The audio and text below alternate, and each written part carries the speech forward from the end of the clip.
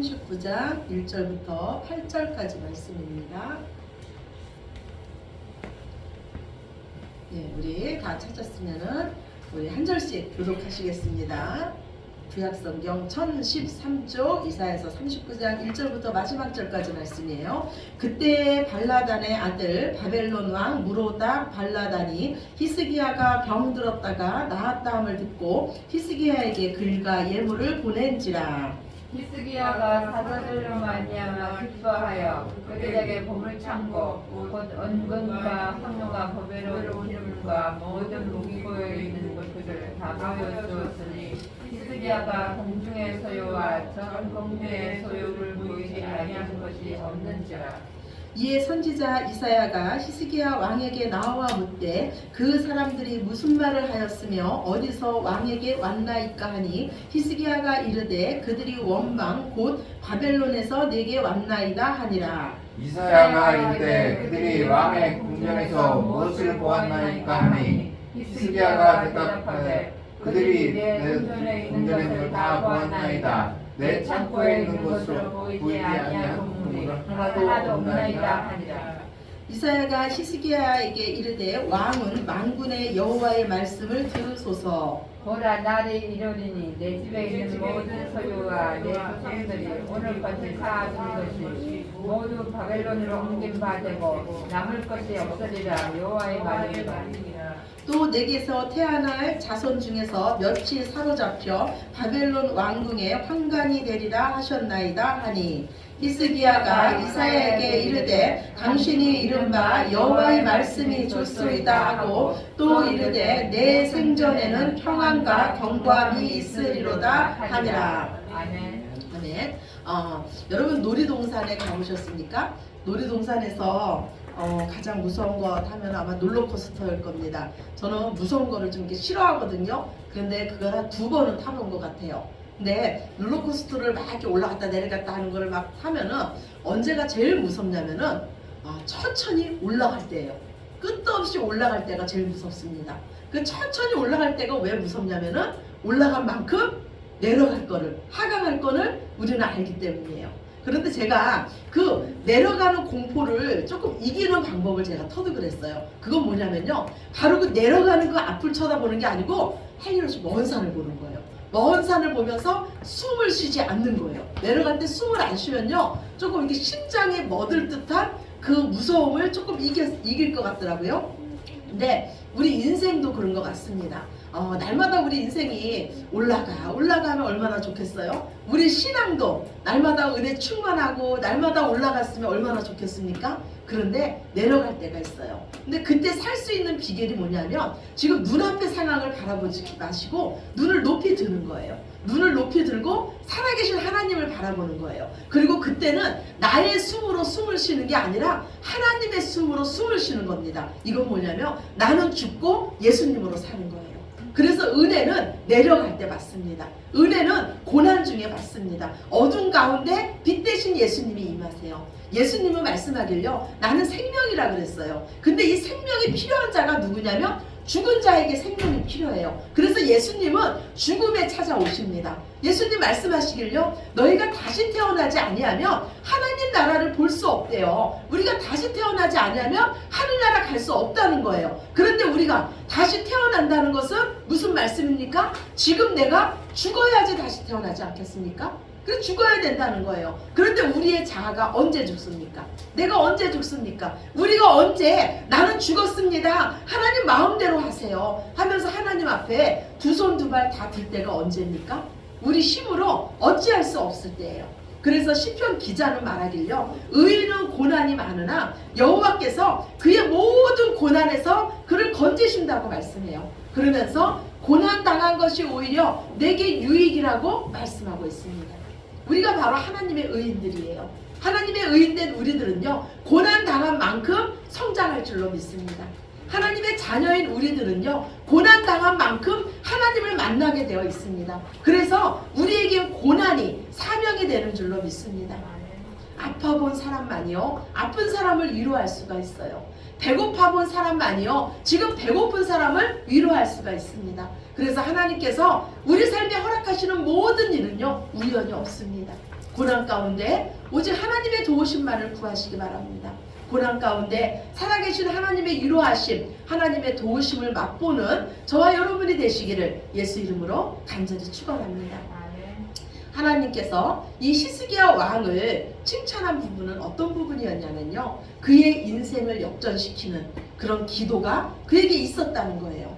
나라가 위태로울 때, 나라가 풍전등화가 같을 때 그는 하나님께 기도했습니다.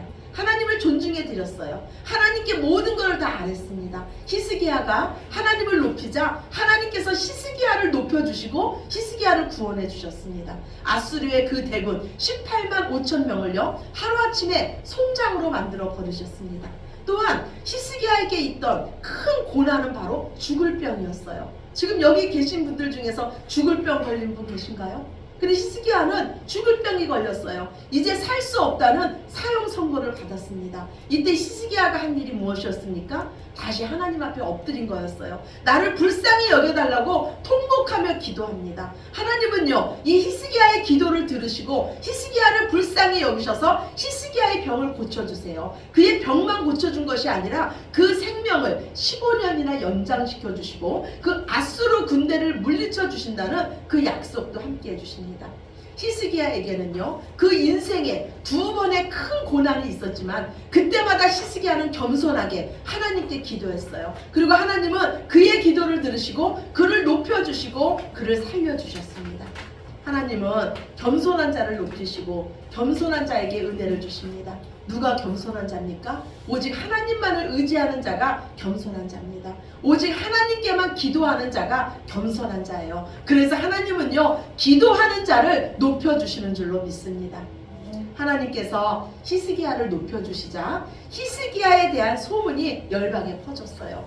가나안의 그 작은 나라, 그 이름 없는 나라가 강대국인 아수르를 물리친 거예요. 또한 그 왕이 죽었다는 소문이 퍼졌는데 그 히스기야 왕이 하나님의 은혜로 다시 살아난 것입니다. 히스기야의 이름이 만천하에 드러났어요. 이 소문을 듣고요, 그 당시 신흥 강대국이었던 그 바벨론이요 축하 사절단을 보냅니다. 바벨론 왕의 글과 예물을 가지고 히스기야를 찾아옵니다. 이 히스기야는 크게 기뻐합니다. 죽을 병이 나온 것도 기쁜데 바벨론 왕이 축하 메시지를 보내면서 손을 내밀자 한층 흥분했어요. 그래서 히스기야 왕은 왕궁에 있는 모든 것을 다 보여줍니다. 그렇다면 한번 생각해 보세요. 제가 녹화가 돼가지고요, 이 설교 중에는 잘 얘기를 안 해요. 핸드폰 다 꺼주시기 바랍니다.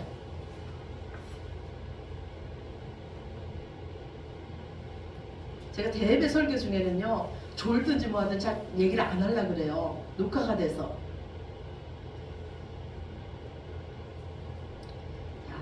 다시 말씀으로 집중합시다. 그렇다면은 왜 이 바벨론 왕은요, 이 가나안의 이 작은 나라 왕에게 이 축하 사절단을 보냈을까요? 그 작은 나라 왕이 건강이 회복됐다는 이유로 왜 축하 사절단을 보냈을까요? 그리고 이 히스기야 왕은 왜 그 축하 사절단에게 그 왕궁에 있는 모든 것과 그 무기고에 있는 무기까지 왜 다 보여줬을까요? 여기에는 정치적인 전략이 있었습니다.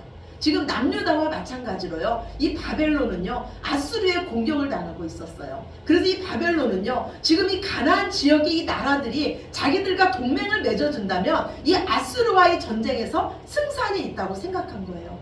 이 마음은 히스기야도 마찬가지였어요. 바벨론만 우리 편이 되어준다면 이제 아수르의 속국에서 우리나라도 벗어날 수 있다고 생각했어요. 그래서 우리는 당신들과 동맹을 맺을 만한 힘이 있습니다. 이 증거로 왕궁에 있는 모든 것, 그 경제력과 군사력을 다 보여준 거예요. 이때 이사야 선지자가 히스기야를 찾아옵니다. 그리고 묻습니다. 지금 당신 앞에 온 이 사람들은 어디서 온 사람들입니까? 그리고 그들과 무슨 말을 했습니까? 이렇게 이사야 선지자가 물어요. 근데 이 히스기야는요 이 질문에요 한 가지만 대답합니다. 이 사람들은 먼 나라 바벨론에서 왔습니다. 그리고 이들과 무슨 말을 했는지는 대답을 하지 않아요. 그러자 이 이사야 선지자가 또 묻습니다. 그러면 그들에게 왕은 왕궁에 있는 무엇을 보여주었습니까? 그러자 이 히스기야는 말하기를요, 그들에게 내 궁전에 있는 모든 것을 다 보여줬고 내 창고에 있는 모든 것도 다 보여주었다고 말합니다. 하나도 남김없이 다 보여줬다는 건요, 최고 수준의 동맹을 맺었다는 거예요. 히스기야는요, 하나님의 놀라운 은혜를 받은 자입니다. 그러면 무엇을 보여줘야 됩니까? 하나님을 보여줘야 돼요. 아수르의 18만 5천 명의 군대를 물리치신 하나님, 나를 죽을 병에서 고치신 그 하나님을 자랑해야 됐습니다. 그렇다면 이 바벨론에서 온 사신들이 어떻게 생각했을까요? 이스라엘에는 하나님이 계셔. 이스라엘은 하나님이 지켜주시는 나라야. 나중에라도 이 나라를 건들면 큰일 나겠구나. 이거를 깨닫고 이 바벨론 사신들은 돌아갔을 거예요. 그러나 어리석게도 히스기야는요, 축복의 결과만 자랑했습니다. 마치 내가 기도해서 이루어진 것처럼 자신만을 자랑했어요. 이에 이사야 선지자는 말해요. 왕은 여호와의 말씀을 들으세요. 그리고 왕이 지금 이 바벨론 사신들에게 보여준 모든 것은 바벨론 나라로 옮긴 바 될 겁니다. 우리가 조심해야 될 것은요, 우리의 자랑은 언제나 하나님이셔야 된다는 거예요. 기도의 응답을 자랑하면 안 됩니다. 그러면 뺏깁니다. 그러나 우리가 하나님을 자랑하면 하나님께서 그것을 지켜주십니다. 오늘 주보 뒤에 있는 에레미야 9장 23절이에요. 주보 뒤에 있는 말씀 우리 함께 보시겠습니다. 여호와께서 이같이 말씀하시되 지혜로운 자는 그 지혜를 자랑치 말라. 용사는 그 용맹을 자랑치 말라. 부자는 그 부함을 자랑치 말라. 자랑하는 자는 이것으로 자랑할지니 곧 명철하여 나를 아는 것과 나 여호와는 인애와 공평과 정직을 땅에 행하는 자인 줄 깨닫는 것이라. 나는 이 일을 기뻐하노라. 여호와의 말이니라. 아멘. 우리의 자랑은 오직 우리를 구원하신 하나님이십니다. 하나님은요, 우리의 모든 것을 동원해서 우리가 하나님을 알기를 원하십니다. 우리가 하나님을 아는 것을 가장 기뻐하십니다. 우리가 고난 가운데 있을 때에도, 그리고 그 고난을 하나님의 은혜로 통과한 후에도 우리의 자랑은 오직 하나님이어야 될 줄로 믿습니다. 우리가 하나님을 자랑한다면, 우리가 하나님을 자랑한다는 것은 우리가 하나님 앞에 겸손해진다는 의미입니다. 타이거 우즈 앞에서 내가 골프 친다고 자랑할 수 있을까요? 손흥민 선수 앞에서 내가 축구한다고 자랑할 수 있을까요? 마찬가지로 우리가 하나님 앞에 서면 자랑할 것이 없습니다.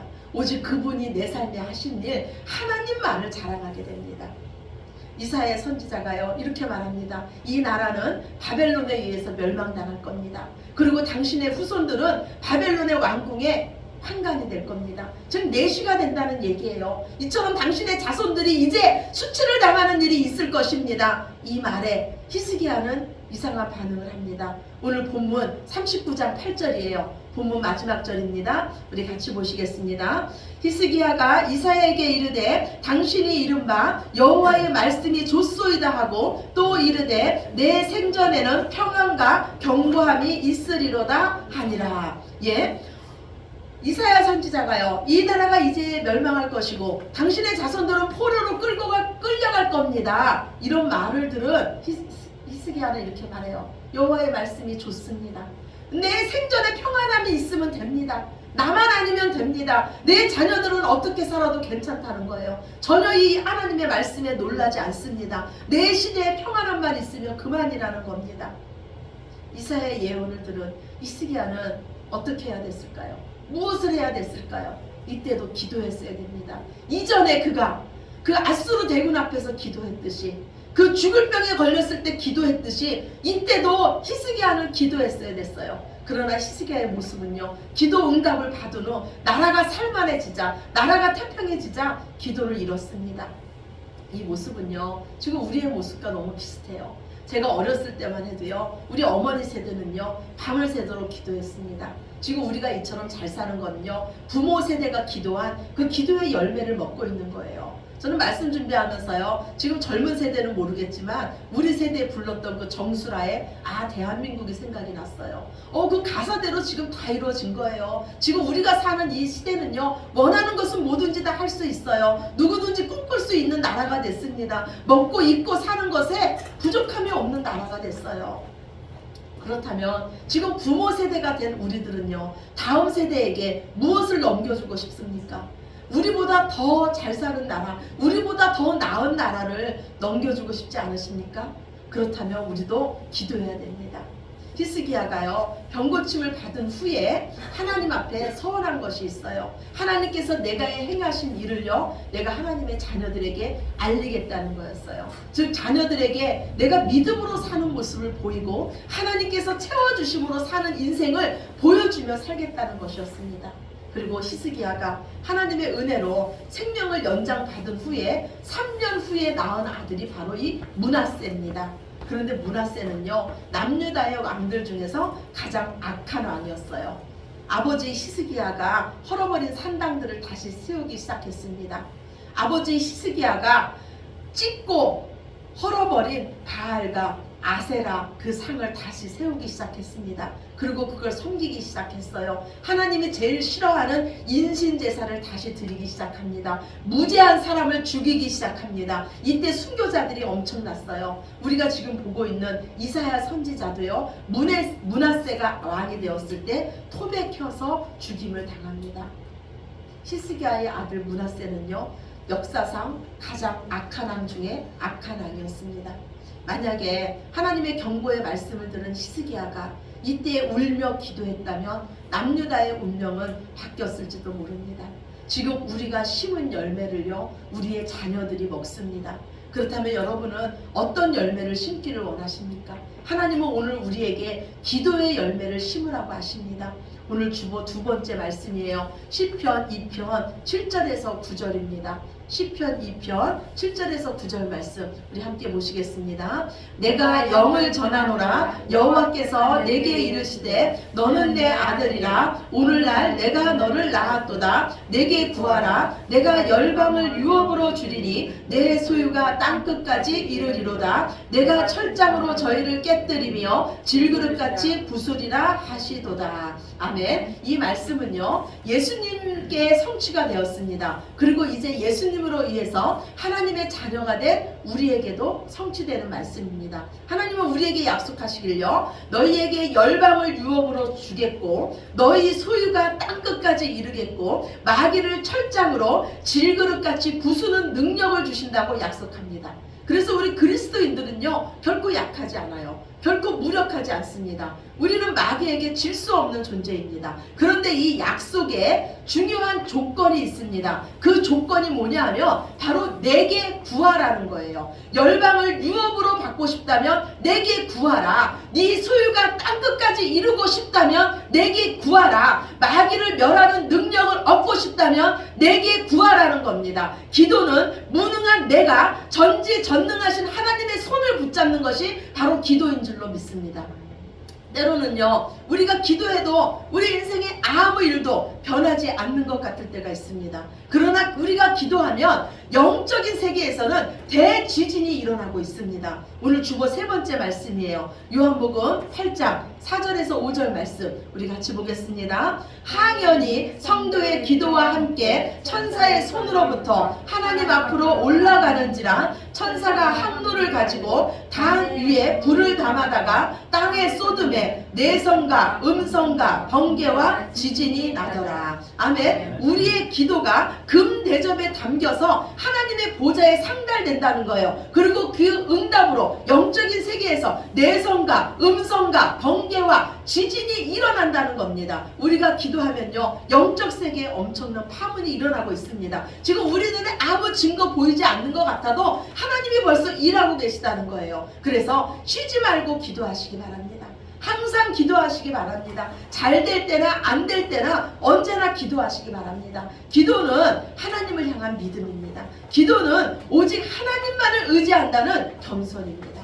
기도는 먼저 내가 살고 우리의 자녀를 살리고 우리의 이웃을 살리며 이 나라를 살립니다. 우리에게는 기도의 책임이 있습니다. 우리가 기도하라는 이 말씀만 듣지 마시고 실제로 기도하시기 바랍니다. 기도하는 사람만이 하나님의 뜻을 알게 되고 하나님의 응답을 경험하게 됩니다. 기도로 불가능이 없으신 하나님의 선하심을 맛보시는 저와 여러분이 되시기를 우리의 기도에 놀랍게 응답하시는 예수님의 이름으로 축원합니다. 아멘. 아멘. 우리 기도 드리시겠습니다. 사랑의 하나님 감사합니다. 우리에게 기도의 특권을 주시며 날마다 기도하게 하셨으니 감사합니다. 때를 얻든 못 얻든 언제나 하나님을 의지하게 하시며 하나님께 부르짖게 하여 주시옵소서. 어떤 역경 앞에서도 우리가 기도할 때 그 장애물이 녹아내릴 줄로 믿습니다. 무너질 줄로 믿습니다. 지금 우리 삶에 아무 일도 일어나지 않는 것 같아도 하나님은 이미 일하고 계십니다. 이미 다 무너졌습니다. 우리가 끝까지 포기하지 않고 끝까지 하나님이 일하실 때까지 하나님의 증거를 볼 때까지 기도하게 하여 주시옵소서. 기도의 사람을 하나님이 높여주시며 하나님이 살려주시며 하나님이 세워주십니다. 하나님 손에 놀랍게 쓰임받는 우리들 모두 되게 하여 주시옵소서. 모든 영광 아버지께 올려드리며 사랑이 많으신 예수 그리스도의 이름으로 기도드렸습니다. 아멘.